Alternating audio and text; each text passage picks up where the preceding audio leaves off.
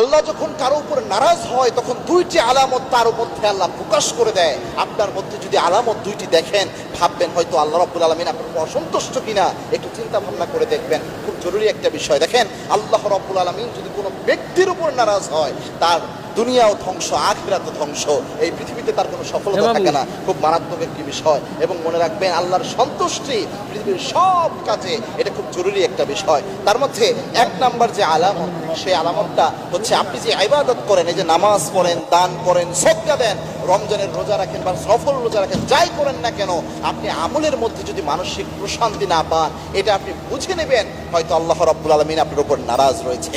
কারণ আল্লাহর হাবিব সাল্লাল্লাহু আলাইহি ওয়াসাল্লামের হাদিস হচ্ছে, আল্লাহ যখন কোনো ব্যক্তির উপর সন্তুষ্ট থাকেন, তাকে আল্লাহ রাব্বুল আলামিন যে কয়টা নিয়ামত দান করেন, তার মধ্যে একটা নিয়ামত হচ্ছে ইবাদত করলে ইবাদতের মধ্যে একটা অন্যরকম প্রশান্তি, মানসিক শান্তি আল্লাহ তারে দিয়ে দেয়। আল্লাহু আকবার।